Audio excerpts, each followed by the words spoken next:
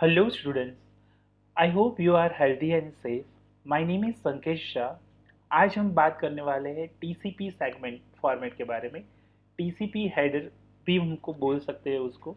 TCP header के हर एक field के बारे में जानेंगे कि वो क्या उसका जो इसका मीनिंग क्या होता है, वो सारी चीज़ मैं आपको बताऊंगा। तो सबसे पहले आपको मैं थोड़े उसकी बेसिक फीचर्स के बारे में बताना चाहूँगा। यहाँ पे मैंने पेंट ओपन किया है।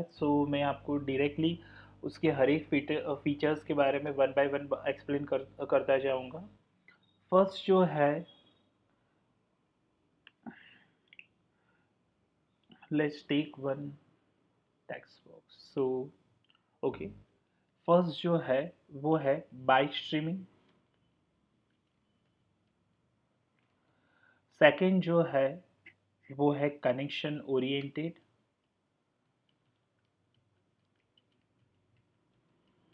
थर्ड जो है वो है फुल डुप्लेक्स। फोर्थ जो है वो है पीई बैकिंग।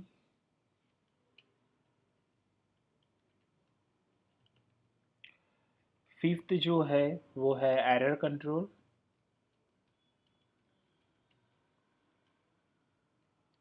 सिक्स्थ जो है वो है फ्लो कंट्रोल। और लास्ट जो है वो है कंजेक्शन कंट्रोल। चलो उसके बारे में हम वन बाय वन डिटेल्स में देखते हैं। बाइट स्ट्रीमिंग क्या होता है? स्टूडेंट्स, मैं आपको बताना चाहूँगा कि हमारा जो पूरा जो टीसीपी आईपी जो लेयर है, उसमें एप्लीकेशन लेयर से जो भी डेटा आता है, एप्लीकेशन लेयर से जो भी डेटा आता है ट्रांसपोर्ट लेयर में। ओके, एप्लीकेशन लेयर्स में से जो भी डेटा आता है ट्रांसपोर्ट लेयर में, सो यहाँ पे वो क्या होता है कि वो सारा डेटा जो होता है वो कंटिन्यूसली बाइट फॉर्म में आता है। ओके, मैं पहले फिगर्स ड्रॉ कर देता हूँ, आपको फिर डिटेल में बताऊंगा। ओके, यहाँ पे कंटिन्यूसली जो भी डेटा आता है वो बाइट फॉर्म में आता है। अगर आपको ये सारी चीज़ें पता है कि ट्रांसपोर्ट लेयर में जो दो हमारे प्रोटोकॉल्स है, टीसीपी और यूडीपी, अगर हम यहाँ पे टीसीपी का यूज़ करते हैं तो आगे हम कौन से हेडर लगाएंगे? टीसीपी हेडर लगाएंगे, राइट। अभी वो जो डेटा है वो कंटिन्यूसली कौन से फॉर्मेट में आता है? बाइट्स के फॉर्मेट्स में आता है। ओके, अभी जो कंटिन्यूसली बाइट्स के फॉर्मेट में आता है, तो सेंडर को ऐसे रिसीवर को, सेंडर जब डेटा सेंड करता है रिसीवर को, तो वो उसे पूरी नंबर मतलब लार्ज अमाउंट ऑफ डेटा तो रिसीवर को नहीं देता ना, क्योंकि उसमें कंजेक्शन का प्रॉब्लम हो जाएगा। ये जो पूरी बाइट है उसको, जो कलेक्शन ऑफ बाइट है उसको हम एक सेगमेंट में डिवाइड करते जाएंगे। फॉर एग्जांपल, मैंने यहाँ पे एक सेगमेंट लिया हुआ है। यहाँ पे सेगमेंट में, यहाँ पे सेगमेंट में जो भी बाइट है हर एक बाइट को हम काउंट करेंगे। हर एक बाइट जो है वो हर एक बाइट को हम काउंट करेंगे यहाँ पे। Okay, this is figure is not perfect, but मैं आपको अंडरस्टैंडिंग के लिए ही बता रहा हूँ। सपोज यहाँ पे फर्स्ट बाइट है, उसका नंबर है 1001, और वो उसका एंड हो रहा है 1050। मतलब एक सेगमेंट में कितनी मेरे एक सेगमेंट में कितने नंबर ऑफ, यहाँ पे एक सेगमेंट में कितने नंबर ऑफ बी, यहाँ पे एक सेगमेंट है उसमें कितने नंबर ऑफ बाइट्स है? तो यहाँ पे 50। ओके, तो 50 बाइट का एक सेगमेंट बना। ओके, सेगमेंट को हम बनते हैं collection of bytes. Okay, byte streaming का यही मतलब होता है कि एप्लीकेशन लेयर से ट्रांसपोर्ट लेयर में जो भी डेटा आता है वो कंटिन्यूसली बाइट्स फॉर्मेट में आता है। अगर यहाँ पे टीसीपी हेडर यूज़ करेंगे तो आगे टीसीपी लगा देंगे, यूडीपी यूज़ करेंगे तो यूडीपी लगा देंगे। अभी बाइट्स को हम डिवाइड करेंगे, नंबर ऑफ सेगमेंट्स में डिवाइड करेंगे। ओके, नेक्स्ट जो है वो connection oriented. Connection oriented that means what, आपको पता है अभी हमने देखा था अभी सही कि टीसीपी जो है वो कनेक्शन ओरिएंटेड है और यूडीपी जो है वो कनेक्शन लेस है। अभी कनेक्शन ओरिएंटेड का बेनिफिट क्या है? कनेक्शन ओरिएंटेड है तो वो रिएबिलिटी प्रोवाइड करता है। अभी आप बोलोगे कि रिएबिलिटी क्या है? रिएबिलिटी बोले तो मतलब सेंडर जो भी डेटा रिसीवर को सेंड कर रहा है, ओके, सो वो डेटा 100% रिसीवर के पास पहुंचेगा। अगर कोई भी डेटा रिसीवर के पास पहुंचते समय लॉस हो गया, ओके ओके, अगर कोई भी डेटा रिसीवर के पास पहुंचते पहुंचते लॉस हो गया तो उसको अगेन रीट्रांसमिट करेंगे। ओके, सो यहाँ पे एक और भी वर्ड का यूज करेंगे हम। अगेन मैं लिख देता हूँ यहाँ पे, रिएबिलिटी तो वो प्रोवाइड करता ही है, और यहाँ पे एक अगेन न्यू वर्ड का यूज करेंगे हम, जिसका नाम है 3-वे हैंड शेकिंग। उसमें क्या होता है वो चीज़ मैं बताता हूँ। सेंडर पहले तो जो भी रिसीवर को डेटा भेजने के लिए रिक्वेस्ट भेजेगा, उसके बाद रिसीवर डेटा एक्सेप्ट कर दिया, ओके, रिक्वेस्ट एक्सेप्ट कर दी, तो वो रिस्पॉन्स भेजेगा कि हाँ अभी आप डेटा भेजो। अभी रिसीवर जो है वो रिस्पॉन्स भेज दिया सेंडर को, अभी वो सेंडर जो है अगेन उसको भेजेगा एक और चीज़, कि वो ऐसा भेजेगा कि now I am just sending your data. उसका भी बेनिफिट है कि ये चीज़ से रिएबिलिटी मेंटेन होती है। सो ये चीज़ बहुत इंपॉर्टेंट है। थर्ड वन जो है वो फुल डुप्लेक्स। फुल डुप्लेक्स यानी क्या होता है कि सपोज यहाँ पे एक एक्स यूज़र है और यहाँ पे वाई यूज़र है, ओके, मतलब यहाँ पे ये सेंडर है और ये मेरा रिसीवर है, राइट। सो सबसे पहले तो दोनों के बीच में एक्स ने जो है वो वाई के साथ, सॉरी, एक्स ने जो है वो वाई के साथ सबसे पहले तो कनेक्शन बनाया। उसके बाद एक्स जो है वाई को डेटा सेंड कर रहा है, उसी टाइम वाई भी जो है वो एक्स को डेटा सेंड कर सकता है। मतलब यहाँ पे क्या होता है कि कम्युनिकेशन हो रहा है वो बोथ डायरेक्शन में हो रहा है। That's why we are called as a full duplex. Next one, piggy backing. Piggy backing that means what, this is most important word, ये भी चीज़ आपको पता होनी चाहिए। Piggy backing that means what, कि सेंडर ने जो भी डेटा रिसीवर को सेंड किया, फिर रिसीवर ने डेटा एक बार एक्सेप्ट कर लिया। ओके, फॉर एग्जांपल कि एक्स ने डेटा सेंड किया वाई को, वाई ने डेटा एक्सेप्ट कर लिया, उसके बाद वाई ने एक्स को एक्नॉलेजमेंट दिया कि हाँ मैंने डेटा एक्सेप्ट कर लिया। बट पिगी बैकिंग में क्या होता है, एक्नॉलेजमेंट के साथ वाई क्या करता है कि आपका खुद का डेटा भी भेज देता है, मतलब एक्नॉलेजमेंट के साथ डेटा भेजा। वो जो सिनारियो है उसको हम बोलते हैं piggy banking. TCP also provide the error control and flow control mechanism. Okay, flow control में आप जानोगे go back, ARQ, SR, selective repeat, वो सारी चीज़ हम देखेंगे। वो एक पूरा अलग से ही फ्लो कंट्रोल का मैं आपको अलग से ही मैं टॉपिक पढ़ाऊँगा। और उसके बाद कंजेशन कंट्रोल। ये अभी आप ये चीज़ समझो कि फ्लो कंट्रोल क्यों ज़रूरी है। एरर कंट्रोल पहले तो मैं बताता हूँ कि एरर कंट्रोल मतलब क्या, कि सेंडर जो भी डेटा रिसीवर को भेज रहा है उसमें से कुछ भी बेट चेंज हो गया तो रिसीवर को पता, मतलब रिसीवर जो है वो एरर कंट्रोल मैकेनिज्म से मदद से वो पता चल जाता है कि जो सेंडर ने डेटा भेजा है वो मेरे पास नहीं आया, उसमें कुछ भी चेंज हो गया है। ओके, अभी फ्लो कंट्रोल में क्या हो रहा है कि सेंडर जो है वो अकॉर्डिंग टू रिसीवर की कैपेसिटी के मुताबिक ही डेटा सेंड करेगा, अदरवाइज वहाँ पे क्या हो जाएगा कि बहुत सारा डेटा लॉस हो सकता है।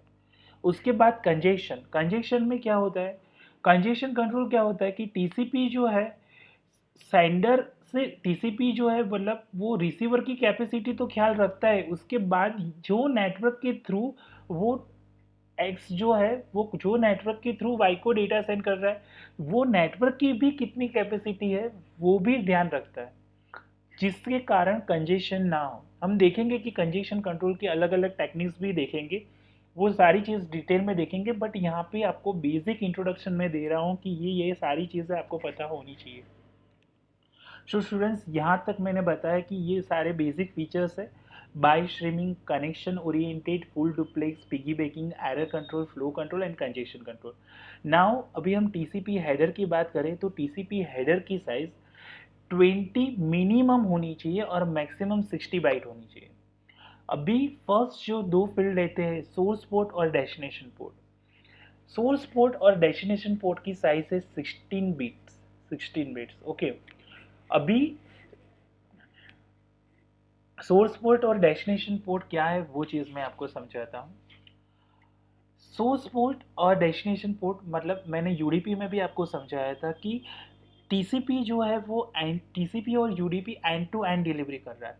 फॉर एग्जांपल मैं एज अ सोर्स हूँ, ओके, और मेरा फ्रेंड है वो डेस्टिनेशन है। मैं मेरे मेल में से उसको मेल भेज रहा हूँ। Okay, so as a source मैं हूँ, बट मैं सोर्स में मेल यूज़ कर रहा हूँ, तो मेरा पोर्ट नंबर मतलब S M T P use हो रहा हूँ, तो एस एम टी पी का पोर्ट नंबर है 25। सो एज अ सोर्स में से एंड का एंड एंड जो यूज़र है उसका पोर्ट नंबर है 25, मतलब मेरा पोर्ट नंबर है 25। अभी मैं डेस्टिनेशन को मैसेज भेज रहा हूँ, तो डेस्टिनेशन में भी बहुत सारी सर्विसेज यूज़ हो रही। अभी उसमें से मेरे कौन से सर्विसेज यूज़ करनी है, तो उसका जो भी पोर्ट नंबर है वो पोर्ट नंबर पे मैं डेटा सेंड कर रहा हूँ। तो यहाँ पे end to end port number का यूज़ हो रहा है। सो यही फील्ड है सोर्स पोर्ट नंबर और डेस्टिनेशन पोर्ट नंबर का। अभी मैं पोर्ट नंबर की बात करूँ तो यहाँ पे मैंने बताया कि 16 बिट है। सो अभी आप ये चीज़ करोगे, 2:16 करोगे आप स्टूडेंट्स। सो 2:16 हो गए 0265535। अभी उसमें से स्टूडेंट्स 0 to 1023 तो वेल नोन पोर्ट है। अभी आप बोलोगे कि सर वेल नोन पोर्ट क्या है? वेल नोन पोर्ट बोलो तो अभी आप अब ले लो कि एस एम टी पी है, उसका पोर्ट नंबर है 25, एफ टी पी है, उसका पोर्ट नंबर है 21। This is all are the well known port. उसके अलावा जो पोर्ट है वो है रजिस्टर और non register port number. So this is और this are all are the port number. So यहाँ पे उसकी रेंज हुई 0 to 65535, उसमें से 1023 ये फिक्स है। उसके अलावा जो रजिस्टर और अनरजिस्टर पोर्ट नंबर है उसको हम सोर्स पोर्ट और डेस्टिनेशन पोर्ट में यूज़ करेंगे। अभी सीक्वेंस नंबर की बात करूँ तो सीक्वेंस नंबर में इसकी साइज होती है 32 बिट, और टीसीपी में every bit is counted. Every bit is counted जब एप्लीकेशन लेयर से जो भी डेटा ट्रांसपोर्ट लेयर में आता है। ओके, सो यहाँ पे मैंने बोला था कि वो पूरा बाइट्स में पूरे नंबर ऑफ बाइट्स में आता है, फ्लो ऑफ बाइट्स में आता है। सो यहाँ पे मैंने एक पूरा जो बाइट है उसमें से सेगमेंट में 50-50 सेगमेंट्स में डिवाइड किया है। सो वो स्टार्ट हुआ है, मतलब ये सेगमेंट में फर्स्ट बीट 1011 मतलब 1001 है, और लास्ट बीट है 1050। सो यहाँ पे ये पूरा जो है हम one by one every bit को हम काउंट करेंगे। ओके, और टीसीपी में जो सीक्वेंस नंबर है वो जनरली यूज होता है, रैंडम सीक्वेंस नंबर यूज होता है। ओके, सो ये सारी चीज आपको पता होनी चाहिए। ओके, अभी दूसरी जो है वो है, सॉरी, दूसरा जो है वो है एक्नोलेजमेंट नंबर। सो एक्नोलेजमेंट नंबर की साइज है 32 बिट। ओके, सीक्वेंस नंबर में स्टूडेंट्स आपको पता चला, again I am repeating, sequence number that means what, कि जो भी डेटा एप्लीकेशन मतलब एप्लीकेशन से कंटिन्यूस फॉर्म्स ऑफ बाइट्स में डेटा ट्रांसपोर्ट लेयर में आता है। सो ट्रांसपोर्ट लेयर में सेगमेंट वाइज डिवाइड करता है, तो यहाँ पे हर एक यहाँ पे बीट काउंट होते हैं। फॉर एग्जांपल ये जो है वो 1001 है। ओके, ये बीट है वो 1000 है। ओके, सो ये पूरा जो है सेगमेंट वो 50 का हुआ। अभी नेक्स्ट जो सेगमेंट है वो भी यहाँ पे काउंट होते हैं।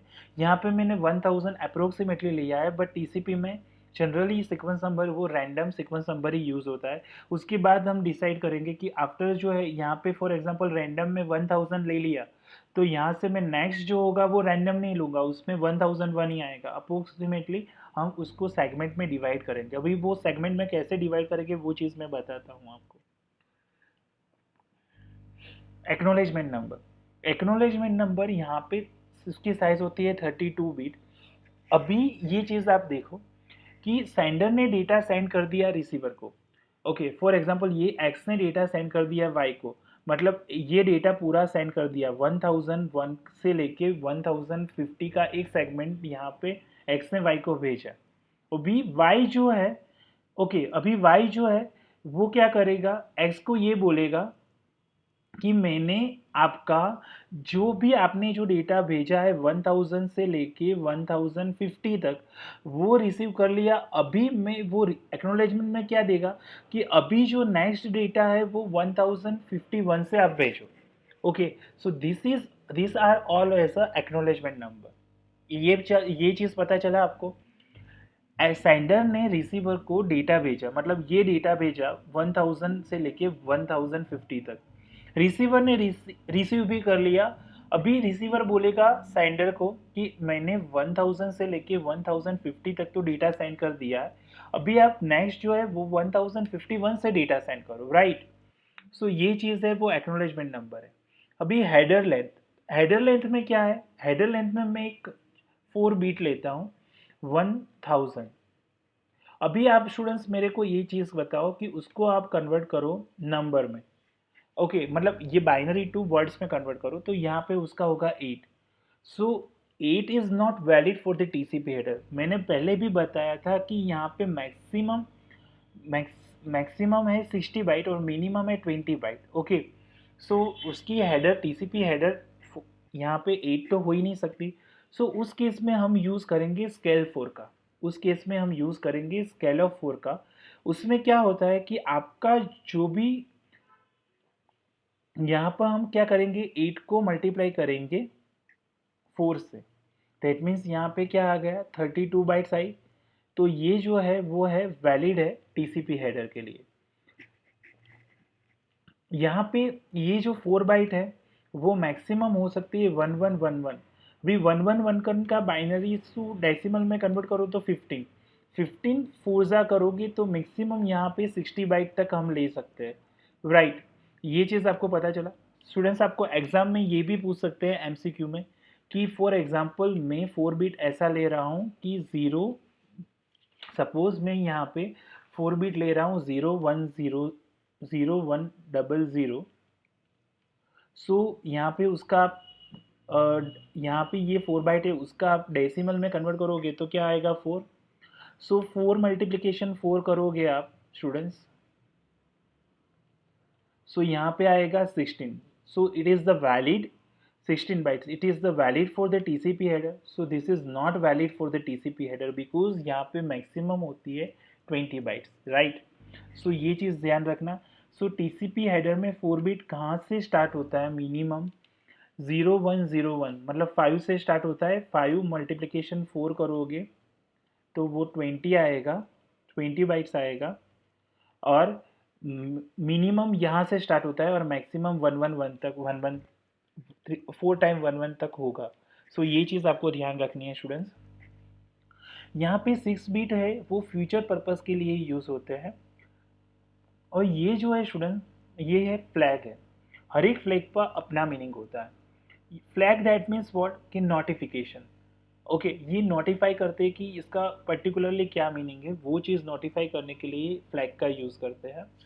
फर्स्ट है URG, दैट मीन्स है अर्जेंट फ्लैग। फॉर एग्जाम्पल हम यहाँ पे मैंने सेंडर को ये डेटा सेंड किया, ओके, ये पूरा सेगमेंट सेंड किया। अभी यहाँ से 1000 से लेके 1050 बाइट्स है एक सेगमेंट में। सो उस सेगमेंट्स में कितने बाइट इम्पोर्टेंट है, ओके, कितने बाइट इम्पोर्टेंट है या कितने बाइट ऐसे अर्जेंट है जिसको आपको रिसीवर के पास भेजना ही है। ओके, मतलब ऐसे कुछ बाइट है कि जो अर्जेंट है।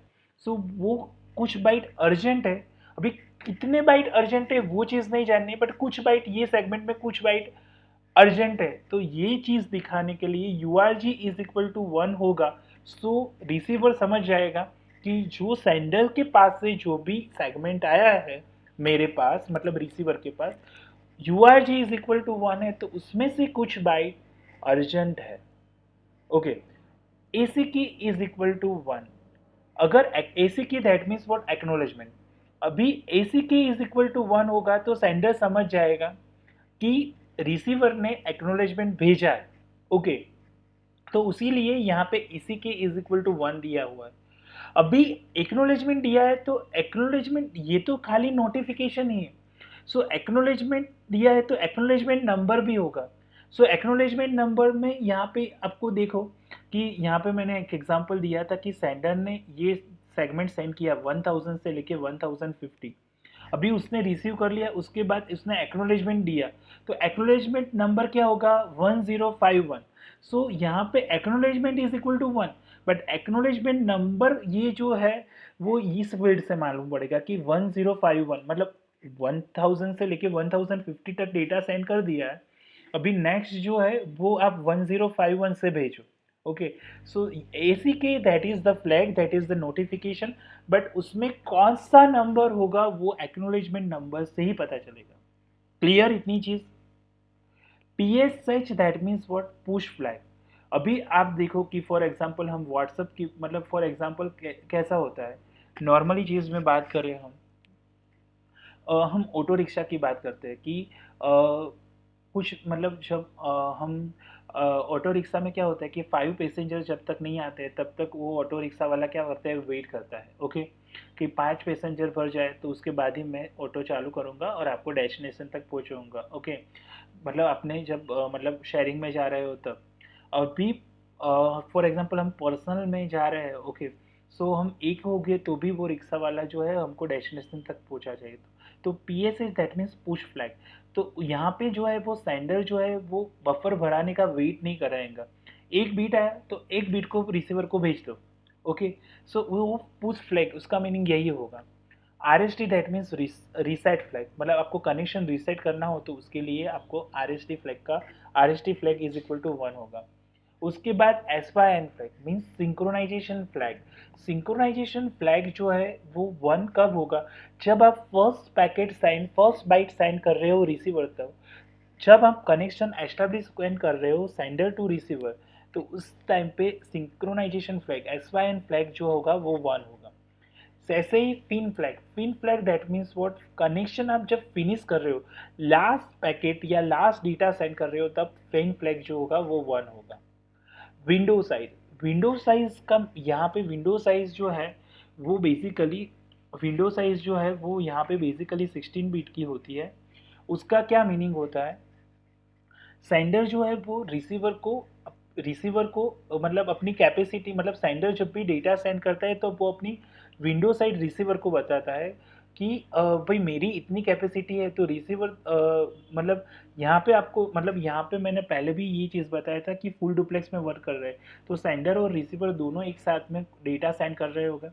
सो जब सेंडर जो रिसीवर को डेटा मतलब सेंडर जो है वो रिक्वेस्ट भेजेगा तब उसके साथ वो अपनी विंडो कैपेसिटी भेज दे, मतलब वो भेजेगा कि भाई मेरी विंडो कैपेसिटी 10,000 तक की है, तो तू इतना ही डेटा मेरे को सेंड करना। उसी साथ जब रिसीवर जो है वो सेंडर को रिस्पॉन्स भेजेगा तो रिसीवर भी सेंडर को बोल देगा भाई मेरी कैपेसिटी जो है वो 5,000 तक है, तो तू भी मेरे को इतना ही डेटा सेंड करना, अदरवाइज डेटा जो है वो मैं एक्सेप्ट नहीं करूँगा, डेटा लॉस हो जाएगा। ओके, सो ये विंडो साइज है वो टोटल अमाउंट ऑफ कैपेसिटी जो है वो बताएगा। फॉर एग्जाम्पल हम बात करें तो हम बिल्डर को, फॉर एग्जांपल हम मकान बनाते हैं तो बिल्डर को यही बोल देते हैं ना कि मेरी कैपेसिटी 5 लाख तक की है, तो तुम इतना तक ही खर्चा करना, उसके बाद मेरी कैपेसिटी नहीं है, मैं आपको पैसा नहीं दे सकूंगा। सो ये चीज़ total amount of capacity window size जो है वो चीज़ बताता है। चेकसम का मीनिंग क्या होता है, वो चेकसम जो है वो एरर कंट्रोल के लिए यूज़ होता है। अर्जेंट पॉइंटर का मीनिंग क्या होता है, जब URG flag is equal to 1 हुआ, सो मैंने जब एक्नोलेजमेंट वाला कैसे बताया था मैंने, वही चीज़ यहाँ पे है अर्जेंट पॉइंटर में। अगर URG इज इक्वल टू 1 है, सो ये जो डेटा सेंड किया उसमें से कितने बिट अर्जेंट है, कितने बाइट्स अर्जेंट है, सॉरी। सो यहाँ पे फॉर एग्जांपल मैं बोलूँ कि यहाँ पे 3 बाइट्स अर्जेंट है, 1000, 1001 और 1002। सो ये जो पूरा 50 बाइट का जो डेटा है उसमें से सेगमेंट है, उसमें से 3 बाइट अर्जेंट है, इसीलिए यहाँ पे अर्जेंट फ्लैग 1 किया है, और उसमें से कितने बाइट अर्जेंट है वो अर्जेंट पॉइंटर की मदद से पता चलेगा। अभी जो ऑप्शनल और पेडिंग का मीनिंग है वो जो है वो एक्स्ट्रा बिट से सेंड करना है, स्केल ऑफ 4 के यूज़ करना है, वो जनरली ये 14 बाइट्स का होता है। जनरली इसमें क्या जो ऑप्शनल और पेडिंग फील्ड होता है उसमें मैक्सिमम यूज़ होता है, जनरली वो जो है एक्स्ट्रा बिट ऐड करने के लिए यूज़ होता है। जनरली यूज़ होता है मैक्सिमम सेगमेंट साइज के लिए यूज़ होता है, उसको हम बोलते हैं MSS। फॉर एग्जांपल मैंने X ने Y को बोल दिया कि भाई मेरी कैपेसिटी 10,000 तक की है। ओके, तो भाई Y जो है वो एक साथ ही वो X को 10,000 डेटा नहीं सेंड करेगा, उसके वो क्या करेगा, उसको डिवाइड करेगा सेगमेंट में। तो वो मैक्सिमम सेगमेंट साइज तभी बता देगा एक्स वाई को कि भाई मेरी कैपेसिटी 10,000 तक की है, वो टोटल कैपेसिटी विंडो साइज है। अभी मैक्सिमम सेगमेंट साइज मतलब क्या होगा कि तू जो है वो 1000 के 10 पैकेट मेरे को भेजना, तब मेरा यहाँ पे 10,000 तक हो जाएगा। सो वाई जो है वो एक साथ 10,000 तक नहीं भेजेगा, वो 1000 के 10 पैकेट भेजेगा एक्स को, तब उसकी कैपेसिटी फिल होगी। सो उस हिसाब से वो चीज़ होगी। तो मैक्सिमम सेगमेंट साइज क्या होती है कि एक सेगमेंट में कितना डेटा, मतलब एक सेगमेंट जो है मतलब विंडो साइज में वो डिवाइड करेगा पर्टिकुलरली साइज में। ओके ओके, वो जो एग्जांपल है उस हिसाब से मैंने बताया। So this is all about the TCP header. I hope आप सभी को पता चला होगा students. This is very important for the examining purpose. So आप सभी ये फील्ड याद रखना। Thank you so much. अगर कुछ भी क्वेरी हो तो आप कमेंट बॉक्स में लिख सकते हो। Goodbye everyone, stay safe and healthy.